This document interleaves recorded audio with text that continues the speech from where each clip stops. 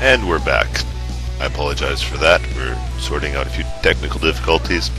Actually, it's more just like tradition here at Team Liquid. We like to start each broadcast with an epic fail, just so we get your expectations up for the rest of the broadcast.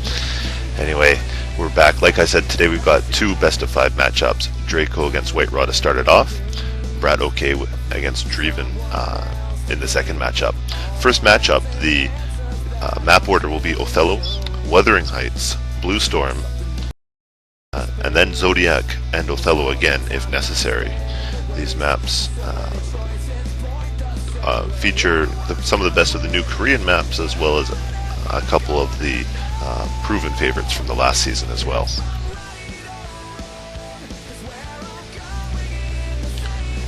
As we said, we've got quite a team working on this today. I'd like to just mention a few of their names because not all of them are on the microphone.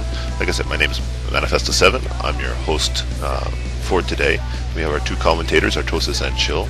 The man working the camera today is actually going to be Hotbid. Kennegat is not going to be able to make it today. He went to space camp, and so we wish him good luck, and yeah, don't slip into the void. And also in the Bahamas, we've got Rich, who is our wizard behind the scenes, so I'd like to say a big thank you to them, as well as all of you for tuning in. Lastly, I'd like to say a big thank you to Razer, who's our sponsor.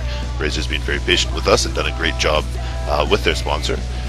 We recently had a very successful Guess the TSL winner contest with Razer, where you could register to win a Destructor gamepad. So thank you very much to them for their sponsorship.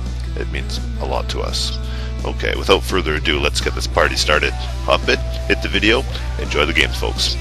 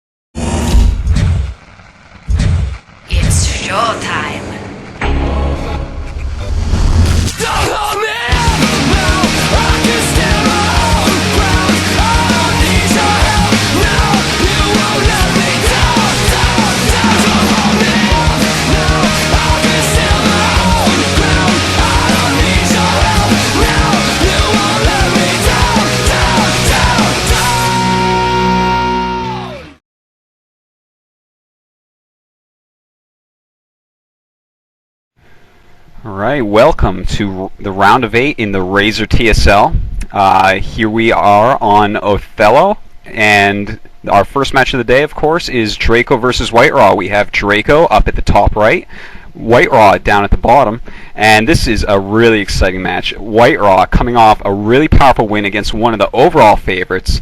He killed Hydra 2-1 in last round, so he's got to feel confident coming in against Draco. And then Draco, of course, one of the few foreigners to ever be a pro gamer, used to be part of OGN Sparkies.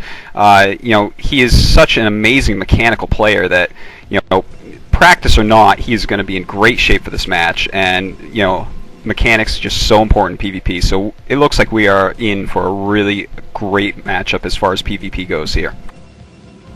Yeah, I got to agree. If White-rA did have one thing going for him, it's that he does have a little more experience, I guess, with the game. He's been playing for quite a while. He's quite a smart player.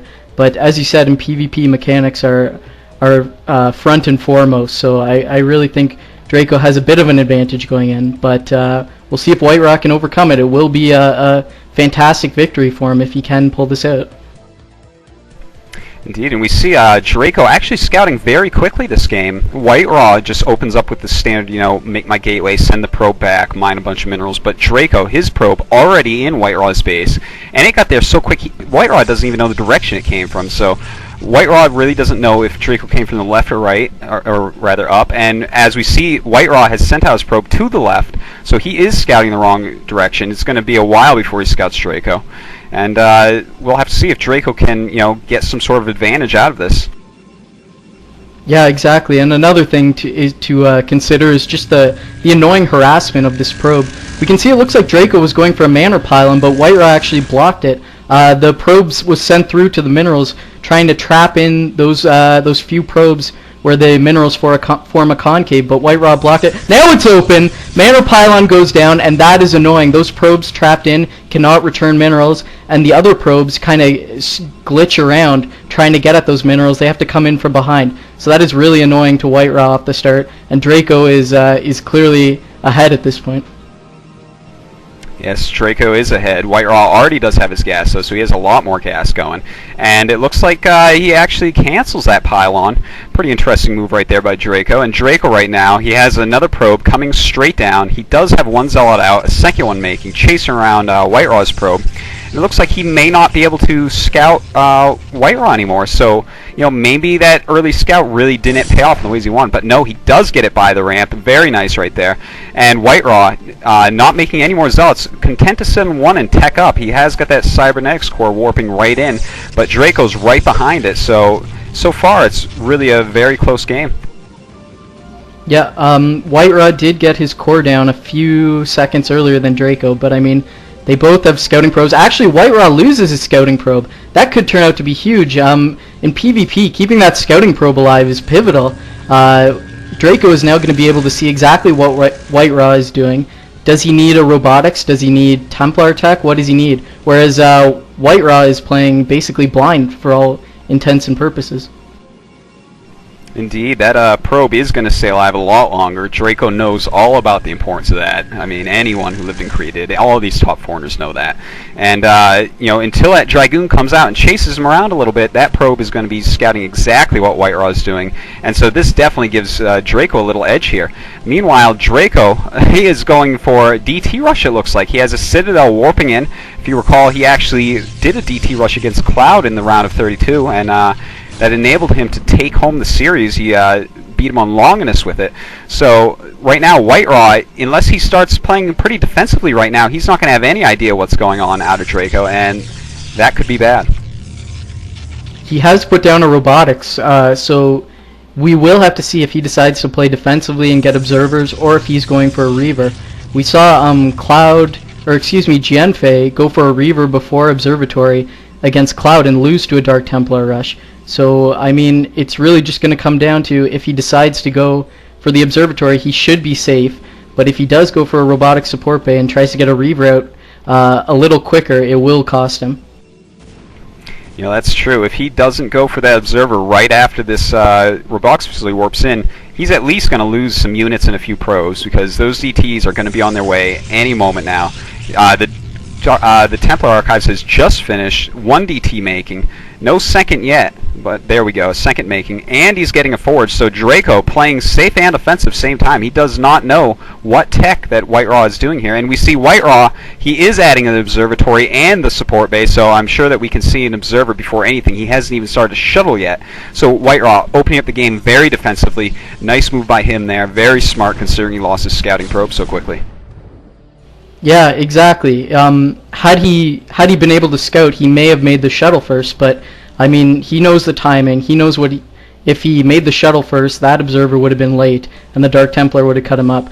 But I mean, it's not all bad for Draco. He can use these Dark Templar in tandem with his army, get an expansion up, and then look to defend the Reaver. I think he should come out about even. It'll just come down to micro. We'll have to see what happens. The Dark Templar coming now. It's not attacking that probe because he doesn't want to reveal that he has a Dark Templar coming, but unfortunately White-rA probably saw the outline of that Dark Templar and is now moving his units back. The observer sees it, and the Templar gets taken out. So the first one is dead. The second one is moving west, just setting up by the second expansion of White-rA.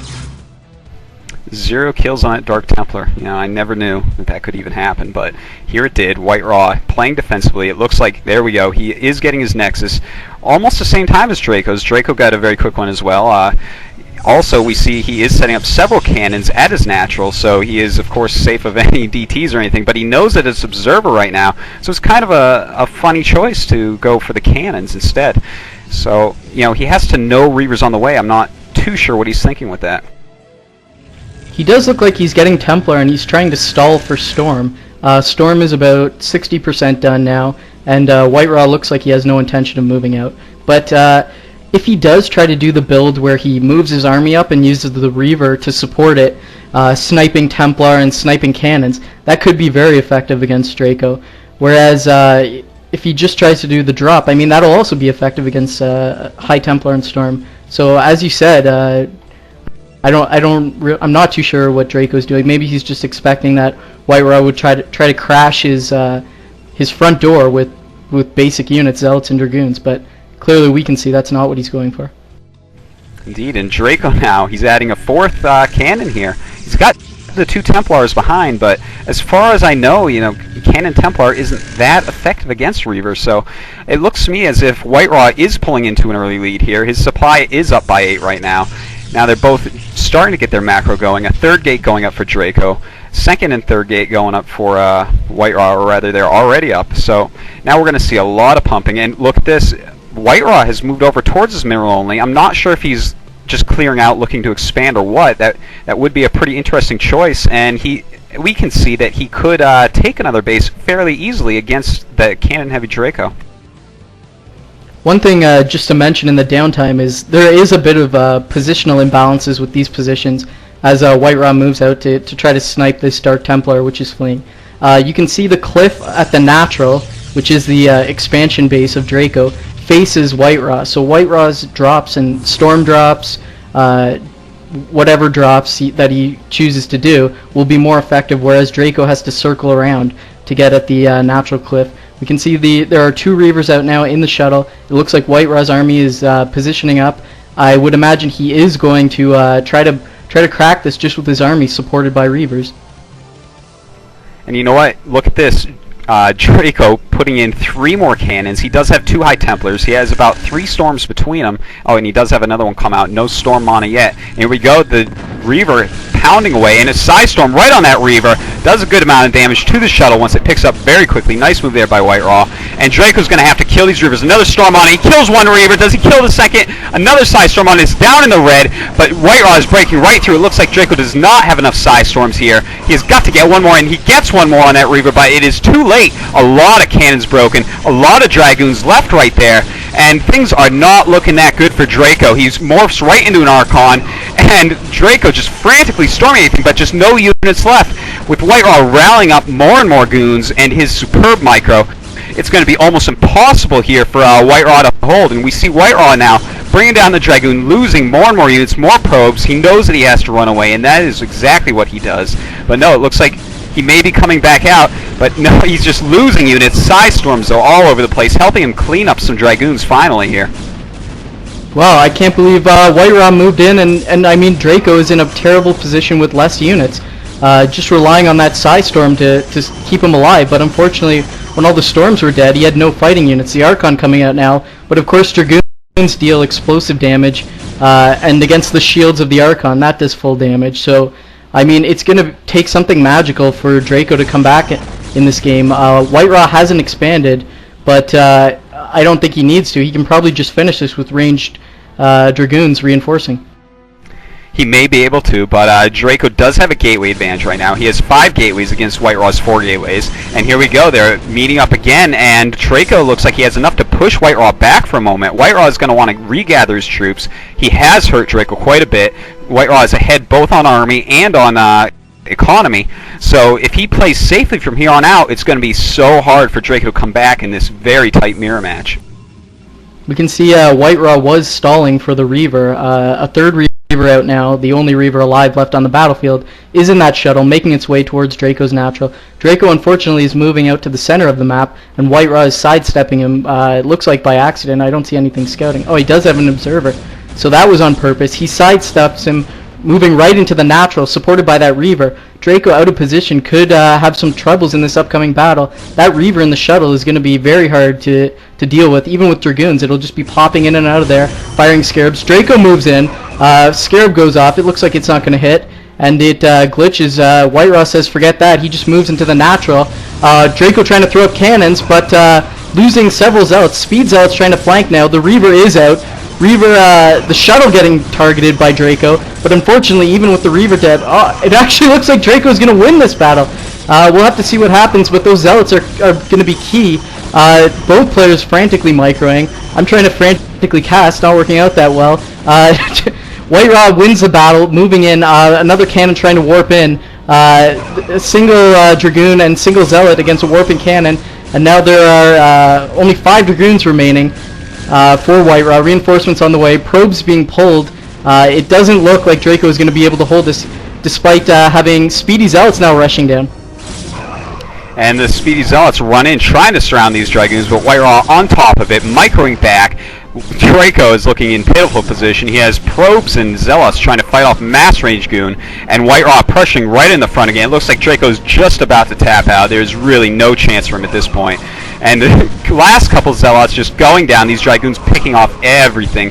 White-rA with a huge supply advantage here, a huge positional advantage, and Draco just streaming in out of his 5 gates, but just nothing can be done here. He is dead as can be, and that is it. GG.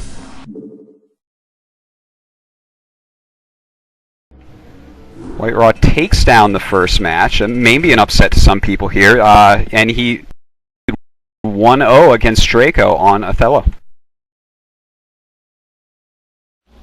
Yeah, I mean, I think Draco's build looked a little off. I don't know your thoughts on it, but he was looking to play it defensively. I think try to bait White-rA into attacking with basic units, Zealots and Dragoons. But I mean, White-rA had none of that, waiting for the Reaver and just using the 2 Reavers to crack that expansion. You know, if I had to guess what Draco was thinking there, I would say, you know, he saw the Observer. Maybe he was thinking, you know, he's going to all-in me, you know, maybe 3 Gate Goons, something like that. So the cannons in that situation would be really good, but against the Reaver, they just didn't hold up.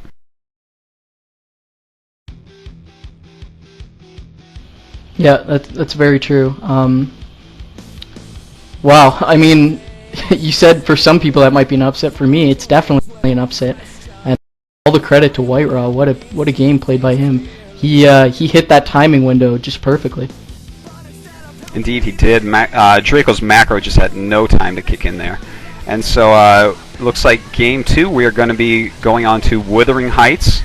An exciting map. The high ground only in the center of the map, so it should be a really heavy unit map here.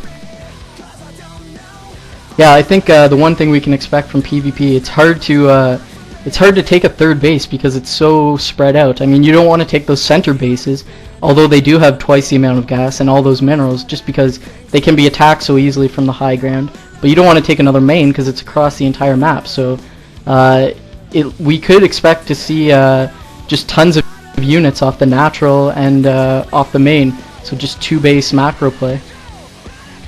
Indeed, I think we are going to see a large macro game here, and it's going to be pretty exciting.